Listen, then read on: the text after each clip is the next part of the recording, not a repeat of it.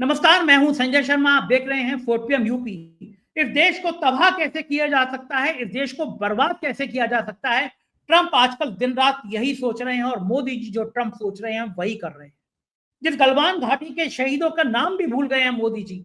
हम चीन की झाड़ियों का बहिष्कार कर रहे हैं, Modi ji tata bye bye करके चीन जा रहे हैं। अमेरिका ने कपास के किसानों के लिए बर्बाद करने का नया फरमान लिख दिया है। अभय द्विवेदी की बातें सुनेंगे तो रो पड़ेंगे आप। इस देश के किसानों के साथ कितना बड़ा छल होने जा रहा है। चलता हूं सीधे अभय द्विवेदी के पास। 4PM न्यूज नेटवर्क में स्वागत है अभय द्विवेदी आपका। और आज मैं थोड़े कड़े शब्दों में इस बात की निंदा कर रहा हूं और कह रहा हूं कि मोदी सरकार ने देश के किसानों को पूरे मौत के कगार पे खड़ा करने की तैयारी कर ली है। मैं मुंबई में अपने ऑफिस में बैठा हूं। महाराष्ट्र वो है जहां पर कपास का उत्पादन सबसे ज्यादा होता है और सरकार ने मेरी जानकारी के मुताबिक किसानों की आत्महत्या के आंकड़ों की डिटेल देना बंद कर दी है। लेकिन आज मैं महाराष्ट्र के कुछ प्रबुद्ध लोगों से मिला, उन्होंने बताया कि सैकड़ों लोगों ने, किसानों ने आत्महत्या कर ली है। किसानों के पास कर्ज चुकाने के पैसे नहीं है, किसानों की खेती तबाह कर हो रही है। मैं मोदी सरकार की तमाम नीतियों पर सवाल उठाता रहता हूं, लेकिन आज जो मैं आपसे पूछने जा रहा हूं वो अब तक की शायद सबसे खराब नीति है। ये उनके उद्योगपति मित्रों को दिए गए धंधों से भी ज्यादा खतरनाक स्थिति है। ये देश को तबाह करने की स्थिति है। और इस देश के जो किसान हैं, जो जवान हैं, कहा जाता था ना लाल बहादुर शास्त्री, जय जवान जय किसान, जवान के बराबर किसान, किसानों को मौत के कगार पे ले जा रही है ये मोदी सरकार। और मैं आपसे पूछना चाहूंगा कि क्या ये इससे खौफनाक बात हो सकती है? मोदी जी ने तमाम भाषणों में ये कहा जो कि मेरे ऊपर बड़ा दबाव है, मेरे कपास ऊपर के बड़ा किसानों के साथ संजय जी मैं सवाल पूरा कर लूंगा अभय जी। मोदी जी ने कहा कि मैं, मेरे ऊपर बड़ा दबाव है, लेकिन मैं देश के किसानों के आगे, कि देश के किसानों पे कोई अत्याचार नहीं होने दूंगा। लेकिन अब पता चला कि चुपचाप कपास पे जो अमेरिका और जो विदेशी टैक्स है वो हटा दिया गया दिसंबर तक। यानी जब तक भारत से कपास की फसल आएगी तब तक विदेशी कपास तो 10-15% सस्ती हो जाएगी टैक्स में, वो भारत में आ चुकी होगी। कपास के किसान तबाह हो रहे हैं। और क्या यह अभय जी शुरुआत है? बात कपास से शुरू हो रही है तो क्या बात देश के बाकी किसानों तक जाएगी? इससे खौफनाक, इससे खतरनाक कोई और बात हो सकती है जो मोदी सरकार करना चाह रही हो? ये तो बिल्कुल आत्मघाती कदम है। किसान बर्बाद हो जाएंगे, तबाह हो जाएंगे। गुजरात, तेलंगाना और मध्य प्रदेश मिलकर कपास की 60 से 70% खेती करते हैं। इन 3 राज्यों के किसान, जिसमें उनका गुजरात भी शामिल है, कहां जाएंगे, क्या करेंगे? और छुपा क्यों रही है गोदी मीडिया? मोदी जी अब बता क्यों नहीं रहे हैं कि अमेरिका पे कौन सी नस दबी हुई है जो उन्होंने किसानों के खिलाफ इतना बड़ा फैसला ले लिया, चुपचाप विदेशी दरवाजे खोल दिए? संजय जी जिस जज्बे के साथ अभी सवाल उठा रहे हैं, मैं उस जज्बे के साथ हूं, लेकिन आंकड़े बताते हैं कि ये केवल एक नीतिगत परिवर्तन नहीं है, बल्कि ये भारत के किसानों के साथ किया जाने वाला एक छल है। और उस छल की शुरुआत कपास के क्षेत्र से हो रही है। अभी हमें तैयार हो जाना चाहिए कि ये छल जो है दूसरे क्षेत्रों को भी अपनी लपेट में लेगा, अपनी तरफ खींचेगा। मैं आपको सिलसिलेवार इसके बारे में बताता हूं। मैं भी बहुत चिंतित हूं इसको लेके। देखिए, सबसे पहले सरकार ने कपास के क्षेत्र में 30 सितंबर तक के लिए एक अवधि दी, एक तारीख दी, 30 सितंबर तक हम ड्यूटी फ्री इंपोर्ट की इजाजत देंगे। मतलब किसी भी किस्म का कोई आयात शुल्क या कोई भी टैरिफ अपनी तरफ से हम नहीं लगाएंगे कपास के। बाहर से अगर विदेशों से कपास आएगी तो आप देखिए अमेरिका की कपास भारत आने के लिए तैयार खड़ी हुई है। अच्छा, उसके पीछे सरकार ने तर्क ये दिया कि भारत के किसानों की फसल, कपास की फसल पे कोई असर नहीं पड़ेगा, क्योंकि भारत के किसानों की फसल तो अक्टूबर में आती है बाजार में। तो जितना भी आयात होना होगा वो 30 सितंबर तक हो जाएगा। और क्योंकि भारत में कपास का उत्पादन थोड़ा गिरा है, तो उसकी जो भरपाई हो जाएगी, जो गैप है, बीच में अंतराल है भारत के उत्पादन में, तो हम लोग आयात से उसकी भरपाई कर लेंगे। इस तरह का मासूम सा लगने वाला तर्क भारत सरकार ने दिया। तो उस तर्क को खैर सब लोगों ने मान लिया कि भारत सरकार की नीयत ठीक है, उस पर कोई ज्यादा हंगामा नहीं हुआ।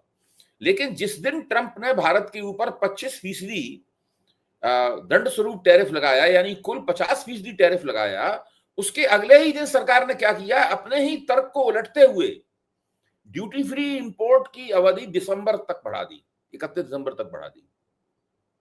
अब अक्टूबर में जब किसानों की फसल, यानी किसानों का, भारत के किसानों का, महाराष्ट्र के, गुजरात के, इन किसानों का कपास जब बाजार में आएगा, तो उस वक्त जो टेक्सटाइल मिलें हैं उनके पास ड्यूटी फ्री कपास, विदेशी कपास पहुंच चुका होगा।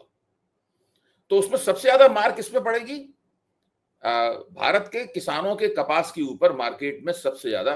केवल 10 दिन के अंदर अंदर सरकार ने छल करते हुए, धोखा देते हुए किसानों को अपने तर्क को पलट दिया। बात केवल यहीं तक नहीं रुकी, मेरे पास कुछ आंकड़े हैं। आंकड़े क्या हकीकत है, आंकड़े कहने से लगता है कि हम कुछ कोई अजीब सी चीज जो है ना वो आपको बताने जा रहे हैं। देखिए 18 अगस्त तक भारत में कपास के आयात पर 11% टैरिफ लगता था। भारत सरकार 11% टैरिफ लगाती थी। इसमें 10% इंपोर्ट ड्यूटी थी और 10% एग्रीकल्चरल इंफ्रास्ट्रक्चर सेस भी इसके अंदर शामिल था। 18 अगस्त को पहली जो अधिसूचना सरकार ने जारी की, उसके 10 दिन के भीतर भीतर सरकार ने कपास की कीमत में ही 1100 रुपए प्रति गांठ की कटौती कर दी। यानी किसानों को मिलने वाले दाम के में 1100 रुपए की कटौती कर दी गई। अब आप सोचिए, अच्छा अब स्थिति क्या है कि एक तो पहले से किसानों के कपास की कीमत काट दी गई, उसके बाद में दूसरी तरफ आपने ड्यूटी फ्री उसकी इजाजत भी दे दी, और उसके बाद जो अपने ही तर्क को उलटते हुए आपने सितंबर तक उसको बढ़ा दिया। इसका क्या मतलब हुआ? इसका मतलब यह हुआ कि भारत के जो कॉटन ग्रोवर्स हैं, भारत के जो कपास किसान हैं, कपास किसानों के ऊपर सरकार ने विदेशी आयात की, खासतौर से अमेरिकन आयात की कपास जो है उसकी तलवार लटक रही है। आप याद कीजिए, एक जमाने में बीटी कॉटन भारत आया करता था, ये विदेशी हुआ करता था। इस बीटी कॉटन की वजह से क्या होता था कि जो किसान बीटी कॉटन उगाते थे, भारत किसानों को भी मजबूर किया जाता था कि बीटी कॉटन उगाएं, तो उनको तरह तरह की बीमारियां हो जाती थी और बहुत बड़े पैमाने पर किसान बीमार होते थे, और भारत के कपास किसानों में गुर्बत, भयंकर किस्म की गरीबी बीटी कॉटन के आने के बाद ही शुरू हुई। अब स्थिति यह है कि कपास का पूरा सेक्टर जो है, पूरा सेक्टर सरकार ने विदेशी कपास के सामने के पर गिरवी रख दिया है। अब आप सोचिए, सरकार कह रही है कि हमारी टेक्सटाइल मिलों को कपास जाती है। अच्छा, ट्रंप ने टेक्सटाइल के ऊपर 50% टैरिफ लगा दिया है। जो पूना की टेक्सटाइल मिलें हैं वो बंद होने की तरफ जा रही हैं, सूरत की टेक्सटाइल मिलें बंद होने की तरफ जा रही हैं। इसका मतलब यह है कि टेक्सटाइल मिलों में उत्पादन गिरेगा तो ना कम कपास की जरूरत पड़ेगी, और जब किसानों की कपास अक्टूबर में आनी शुरू होगी उससे पहले इंपोर्टेड कपास आ जाएगी, और उन्हें पहले से ही कम कपास की जरूरत है, तो वो किसानों की कपास नहीं खरीदेंगे, तो उसमें बाजार में उनके दाम पे और ज्यादा मार पड़ेगी। उन्हें और भी ज्यादा सस्ती कपास बेचनी पड़ेगी, या तो उनकी कपास बेकार हो जाएगी, बिकेगी नहीं, या बहुत ज्यादा उन्हें सस्ती कपास बेचनी पड़ेगी, और किसान पूरी तरीके से तबाह हो जाएंगे। अच्छा, और ये खास बात यह है कि आप बेशर्मी की हद देखिए, सारे हिंदुस्तान में घूम घूम कर मोदी जी अभी जापान जाने से पहले ये कहते हुए घूम रहे थे कि वे किसी भी कीमत पर किसानों के, मछुआरों के और पशुपालकों के हितों की कुर्बानी नहीं देंगे।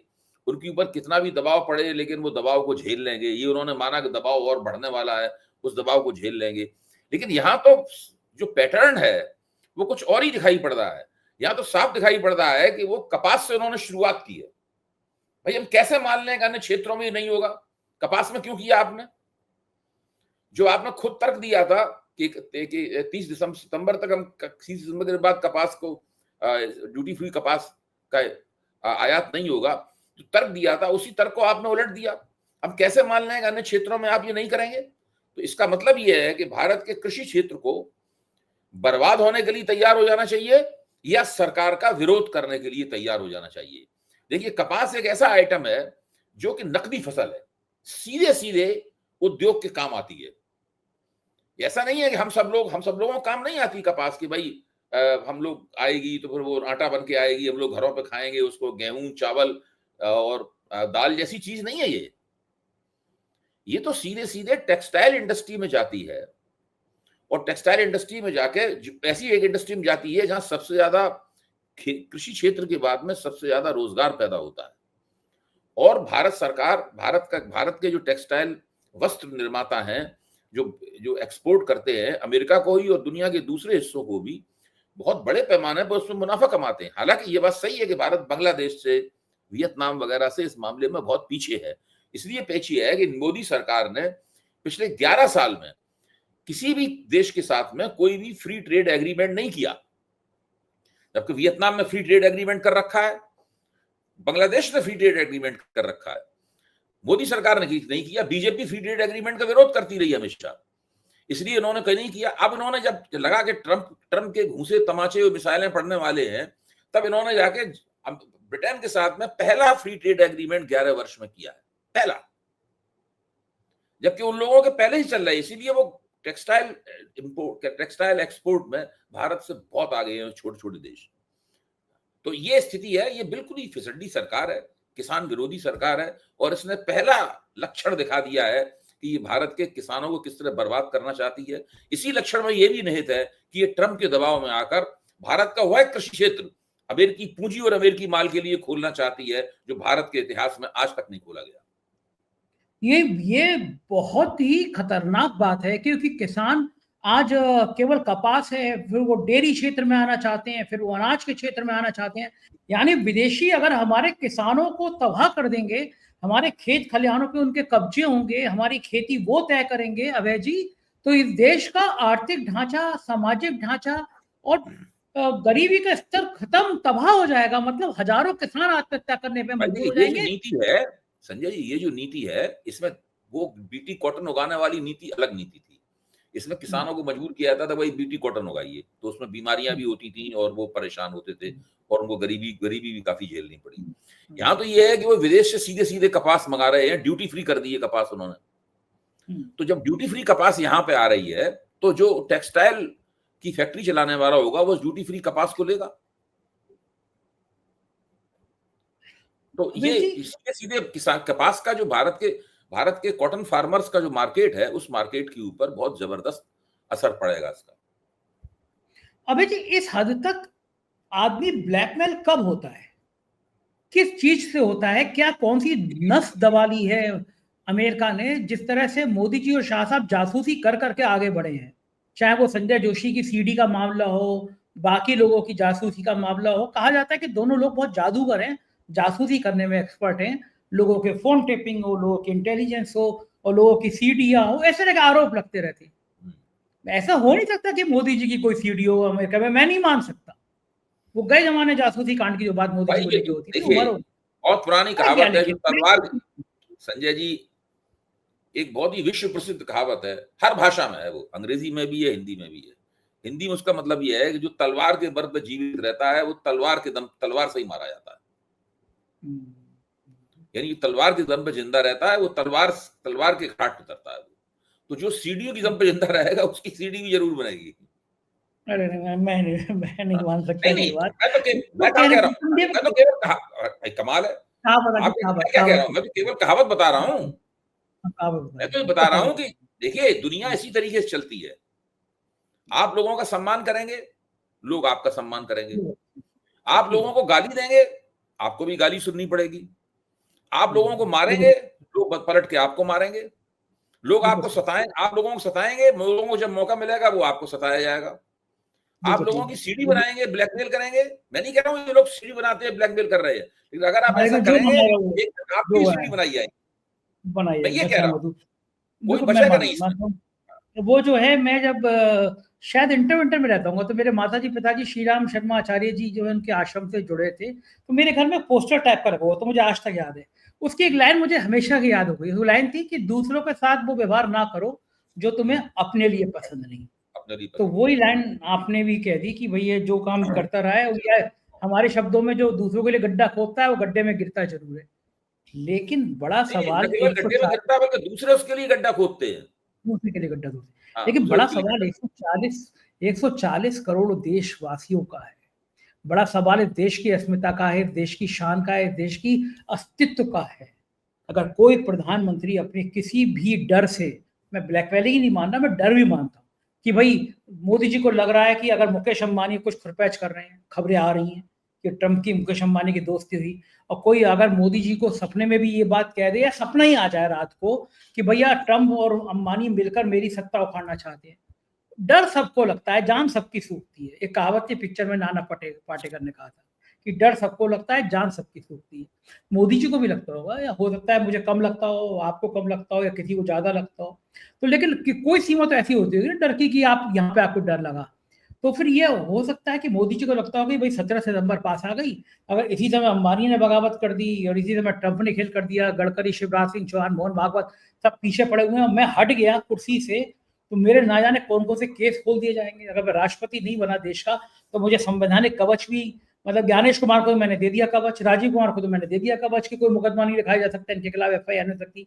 लेकिन मोदी जी को लगता है मेरे लिए तो कोई कवच नहीं है। अगर मैं पूर्व प्रधानमंत्री हो गया तो कोई इतिहास के पन्नों में ये लिखना लिख दिया जाए कि पूर्व प्रधानमंत्री इस कर्मों के कारण जेल। मैं ये नहीं कह रहा उनको जेल जाना होगा, लेकिन डर तो लगता ही होगा। ख्याल तो ऐसे आते होंगे, कब तक एक बड़े बंगले में मोर को दाना खिलाते रहेंगे। उनके अपने दोस्ती भी नहीं है नेताओं से। अमित शाह जी पता नहीं कितना साथ देंगे कितना नहीं देंगे। लोग तो कह रहे हैं कि अमित शाह जी भी कुछ खटपट चल रही है गेमिंग वाले मामले को लेकर, उनके बेटे को लेकर। अलग अलग कहानियां हैं सोशल मीडिया पे, उन कहानियों में नहीं जाना चाहता। लेकिन इस डर की वजह से अमेरिका के तलवे चाटना, वो कह रहा है भाषा देगी ट्रंप की, वो कह रहे हैं कि मैंने 24 घंटे का ही तो 5 घंटे के अंदर सरेंडर कर गए। मतलब गुंडा होता है ना शहर का, कि मैंने तुम्हें 24 घंटे में कहा था, तुम तो 2 घंटे में 5 घंटे में सरेंडर कर गए मेरे आगे। मतलब प्रधानमंत्री को, हमारे 140 करोड़ के प्रधानमंत्री को एक देश का राष्ट्राध्यक्ष धमका रहा है, हमें खून खोल जाता है। क्या करेगा ज्यादा से ज्यादा? छोटे छोटे कंट्री, ईरान खड़ा हुआ नहीं खड़ा हुआ, भूख भर दिया अमेरिका का। क्या कर लिया अमेरिका ने ईरान का? लड़ा, अपने स्वाभिमान से लड़ा। स्वाभिमान से बड़ी क्या है? एक 80-90 साल के बुजुर्ग ने वो देश दुनिया के अंदर नाम कर लिया कि ये है ईरान का आदमी जिसने धुका दिया इजराइल और अमेरिका को मिलकर कुछ नहीं कर पाए। भारत के अंदर इतनी हैसियत खत्म हो गई। हमारा कपास के में तुम, हमारे कपास किसानों को मार डालो, हमारे खेती बाकी कृषि में आ जाओ तुम, और प्रधानमंत्री चुप है। कहां तक रुकेगा ये सिलसिला? देखिए, ट्रंप के जिस बयान का आप जिक्र कर रहे हैं उसको मैंने बहुत ध्यान से सुना। ट्रंप साहब बड़े ही भिजे हुए उच्चारण में अंग्रेजी बोलते हैं, तो हम भारतीयों को उनकी अंग्रेजी थोड़ा कम समझ में आती है। 1-2 बार उनका पूरा वीडियो चलाना पड़ा। उसमें एक जगह वो कहते हैं कि मैंने इनसे कहा, माई टेरिफिक फ्रेंड मोदी, माई टेरिफिक फ्रेंड मोदी से उन्होंने कहा कि अगर तुमने मेरी 24 घंटे के अंदर कल सवेरे तक मुझे फोन नहीं किया कि हमने युद्ध बंद करवा दिया है, तो मैं इतना भारी टेरिफिक तुम्हारे ऊपर लगाऊंगा कि तुम्हारा सिर चकरा जाएगा। Your head wheel spin. उन्होंने कहा योर हेड विल स्पिन। आज अखबारों में उनका ये छपा भी है कि ट्रंप ने धमकी दी है कि वो सिर चकरा जाएगा। इसलिए उन्होंने 24 की बजाय 5 घंटे में ही बंद कर दिया। ये कहा है ट्रंप ने। मैं बड़ा बदतमीज आदमी हूं इस मामले में। मैंने एक जगह कहा कि एक मुख्यमंत्री ने एक पत्रकार को थोड़ी अभद्र भाषा कर दी। मैंने लाइव कहा कि मुझसे अगर किसी मुख्यमंत्री ने कहा होता, इस भाषा का मैं इस्तेमाल करता, तो मैं मुख्यमंत्री को पलट के कहता कि तू ऐसा, तेरा बाप ऐसा। जैसे ही उन्हें ट्रंप ने कहा कि सिर चकरा जाएगा, तो मोदी पलट के कहते तुम्हारी हैसियत है, 140 करोड़ के देशवासी है, गुरु गोविंद से लेकर पन्ना धार तक के किस्से सुनाती, ये वो देश है जो घास की रोटी खाकर युद्ध लड़ा है अपनी शान और शौकत के लिए, अपने स्वाभिमान के लिए, तो हमें धमका रहे। और देखिए छोटे छोटे देश जिन्होंने पलट के टैक्स लगाया, क्या कर लिया ट्रंप ने उनका? मैं वही कह रहा हूँ कि मोदी जी का डर, मोदी जी का कुर्सी पे चिपके रहने की चाहत ने देश को तबाह कर दिया, बर्बाद कर दिया। कपास वाले मामले को लेकर मैं कह सकता हूँ, ये डर उनका, ये आतंक, ये खौफ कि मैं कुर्सी से हट गया तो मेरा क्या होगा, कि देश को बेच देंगे, एक ईस्ट इंडिया कंपनी फिर से अमेरिका के रूप में हमारे सामने आ जाएगी, हम भारत के लोग गुलाम हो जाएंगे। ये अब यही कगार तो बची है, इसके अलावा बचेगा क्या देश में अगर यही परंपरा जारी रही तो? जो कपास के किसानों के साथ ये कर रहे हैं, वो तो बहुत ही खतरनाक संकेत हम लोगों को देता है। अब देखिए, ये बात खुलेगी और इसके ऊपर और भी चर्चा होगी। अब जो किसान संगठन है फिर से सक्रिय होंगे। पिछली बार क्या हुआ था? पिछली बार मुख्य तौर पर जो किसान आंदोलन था वो पश्चिमी उत्तर प्रदेश, हरियाणा और पंजाब के किसानों का आंदोलन था। बाकी लोगों की हमदर्दी थी, मुख्य तौर पर ये था। अब महाराष्ट्र का, गुजरात का, और तीसरा आपने क्या कर्नाटक के किसान बोला, तेलंगाना, महाराष्ट्र, गुजरात और तेलंगाना के किसान, हाँ तेलंगाना के किसान भी, क्योंकि वो कपास तो वहां ज्यादातर पैदा होती है 70%, तो उसमें वो लोग इसमें कूदेंगे। तो काफी गुजरात उनका अपना गुजरात नहीं, इसीलिए मैं कह रहा हूं कि गुजरात के किसान जो, अच्छा मोदी जी जो ट्रंप के टैरिफों का असर है, उसमें मोदी जी की मुख्य दिलचस्पी किसमें है? हीरा इंडस्ट्री में, जेम्स एंड ज्वेलरी इंडस्ट्री में ही केवल मोदी जी की दिलचस्पी है। इसीलिए तो वो कहते हैं कि मेरे लिए स्वदेशी का क्या मतलब है। मोदी जी का एक बयान सुनो, बिल्कुल ताजा बयान, चीन और अमेरिका जाने से पहले उन्होंने जो ताजा भाषण दिया है, जो आराम से आप सोशल मीडिया पर देख सकते हैं। उन्होंने साफ कहा है कि मेरे लिए स्वदेशी का सीधा सीधा मतलब है कोई भी करेंसी हो, काली हो या पीली हो, मोदी जी कहते हैं कोई भी करेंसी हो, काली हो पीली हो, डॉलर हो पाउंड हो, मुझे इससे कोई मतलब नहीं है। भारतीयों का पसीना होना चाहिए उसके अंदर। इसका मतलब है भारतीयों की हैसियत पसीने वाली है, उत्पादन के इस बाजार में केवल मजदूर की है। ना तो भारतीयों के पास पूंजी है, उन्हें डॉलर और पाउंड चाहिए, और पूंजी भी है तो वो काली या पीली है, सफेद पूंजी नहीं है। वो काली या पीली पूंजी है जो कि उन्होंने नोटबंदी में खत्म कर दी थी। वो पता नहीं जादू की जोर से कहां से प्रकट हो गई है। ना इनके पास टेक्नोलॉजी है, ना इनके पास पूंजी है, इनके पास केवल सस्ता श्रम है।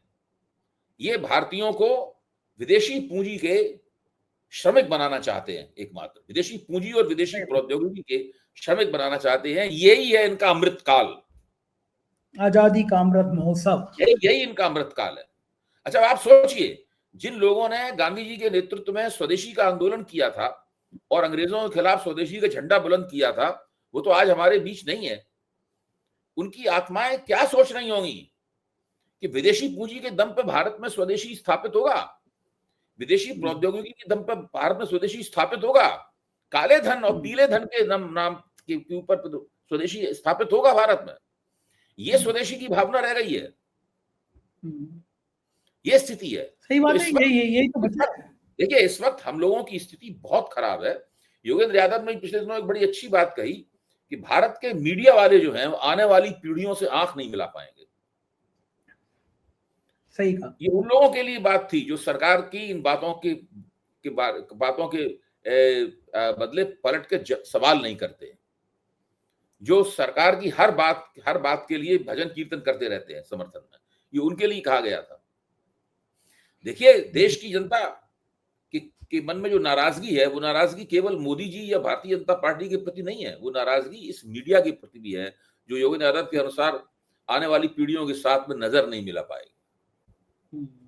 जो मौन रहेंगे समय लिखेगा उनका भी इतिहास, सभी अपराध, सही बात है। वो बिल्कुल, जो खामोश रहेंगे समय उनका भी इतिहास लिखेगा, बताएगा कि जब सभा में द्रौपदी का चीरहरण हो रहा था तो सारे के सारे विद्वान खामोश बैठे हुए थे। जो गोदी मीडिया है, जो सिर्फ हिंदू मुसलमान कर रहा है, एक दिन हिसाब तो उनका भी लिखा जाएगा। अभय जी, लेकिन वोट चोरी से लेकर अब किसानों की खेत चोरी, अब ये नया नारा होगा, और ये नया नारा क्या इस देश में नई क्रांति पैदा करेगा, वोट चोरी और खेती चोरी।